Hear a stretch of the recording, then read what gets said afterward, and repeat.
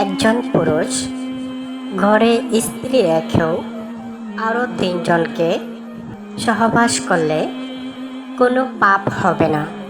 তবে কি শর্তে জায়েজ আছে সেগুলো আপনাকে জানতে হবে।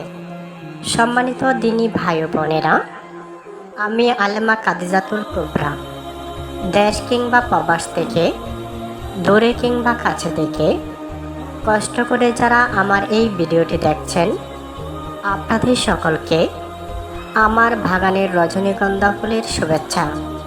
প্রিয় যুবক ভাইয়েরা, আমাকে ছোট বোন মনে করে আমার এই ভিডিওটি দেখবেন।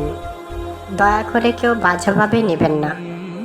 সম্মানিত দিনী ভাই ও বোনেরা, ইসলামে বিয়ে একটি পবিত্র বন্ধন, যার মাধ্যমে পরিবার গঠন, সমাজে শালীনতা রক্ষা এবং মানবজাতির ধারাবাহিকতা বজায় থাকে।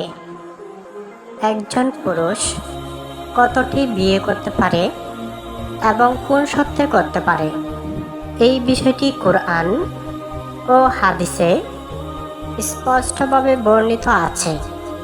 প্রিয় যুবক ভাইয়েরা, কথাগুলি একটু মনোযোগ দিয়ে শুনবেন। আমি একদম অল্প সময়ে শেষ করে দেব। ইসলাম একদিকে যেমন বিয়েকে উৎসাহিত করেছে, তেমনি অন্যদিকে বিয়ের ক্ষেত্রে অর্থাৎ একাধিক বিয়ের ক্ষেত্রে কঠোর ন্যায় বিচারের শর্ত আরোপ করে দিয়েছে, যাতে কোনো স্ত্রীর উপর অন্যায় না হয়।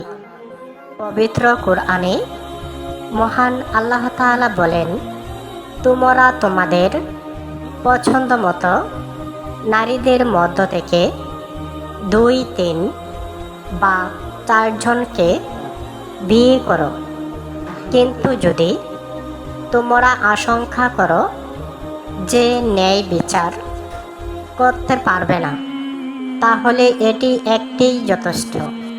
সূরা নিসা আয়াত 3।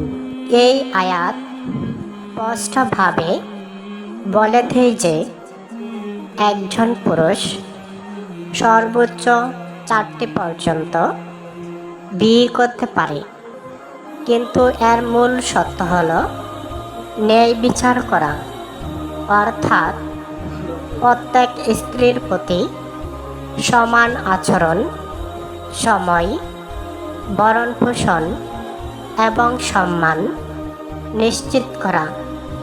এই ন্যায় বিচার শুধু কথার মধ্যে সীমাবদ্ধ নয়, বরং বাস্তব জীবনে তা পালন করা অত্যন্ত গুরুত্বপূর্ণ। প্রিয় যুবক ভাইয়েরা, আপনারা কি আমার কথা বুঝতে পারছেন? একটু মনোযোগ দিয়ে শুনবেন। খাওয়া, থাকা, পোশাক, সময় দেওয়া, সকল ক্ষেত্রে সমতা বজায় রাখতে হবে। যদি কোনো পুরুষ এই ন্যায় বিচার করতে না পারে, তাহলে একাধিক বিয়ে করা তার জন্য বৈধ নয়। কোরআনের আরেক জায়গায় আল্লাহ তাআলা বলেন, তোমরা যতই চেষ্টা করো না কেন স্ত্রীদের মধ্যে সম্পূর্ণ সমতা স্থাপন করতে পারবে না। সূরা নিসা আয়াত 129।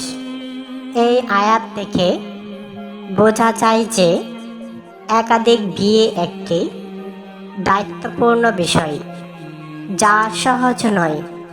হাদিসে প্রিয় নবী সাল্লাল্লাহু আলাইহি ওয়াসাল্লাম বলেছেন, যার 2 জন স্ত্রী আছে এবং সে তাদের মধ্যে ন্যায় বিচার করে না, কিয়ামতের দিন সে এমন অবস্থায় আসবে যে তার শরীরে এক পাশ হেলে থাকবে। শুনানি তিরমিজি হাদিস 1141। এই হাদিস একাধিক বিয়ের ক্ষেত্রে অন্যায়ের ভয়াবহ পরিণতির সম্পর্কে আমাদেরকে সতর্ক করে। একাধিক বিয়ের ক্ষেত্রে আরও কিছু শর্ত রয়েছে। প্রথমত, স্বামীর আর্থিক সামর্থ্য থাকতে হবে, যাতে সে প্রত্যেক স্ত্রীর ভরণ পোষণ দিতে পারে। দ্বিতীয়ত, শারীরিক ও মানসিক সক্ষমতা থাকতে হবে, যাতে সে দায়িত্ব পালন করতে পারে। তৃতীয়ত, কোনো স্ত্রীর অধিকার ক্ষুণ্ণ না করা এবং তাদের সম্মান রক্ষা করা।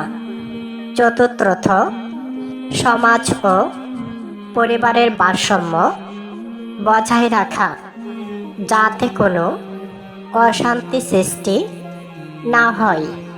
ইসলাম একাধিক বিয়েকে বাধ্যতামূলক করেনি, বরং এটি একটি অনুমতি যা বিশেষ পরিস্থিতিতে প্রয়োজন হতে পারে। অনেক ক্ষেত্রে সমাজের ভারসাম্য রক্ষা, বিধবা বা অসহায় নারীদের সহায়তা করার জন্য এটি একটি সমাধান হিসাবে বিবেচিত হয়েছে। তবে এটি কখনোই কামনা বা ভোগের জন্য নয়, বরং দায়িত্ব ও ন্যায় বিচারের ভিত্তিতে পরিচালিত হওয়া উচিত।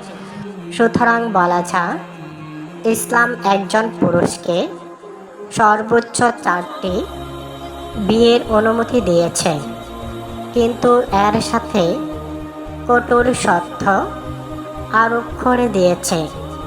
ন্যায় বিচার, দায়িত্ববোধ এবং আল্লাহর ভীতি ছাড়া একাধিক বিয়ে করা উচিত না।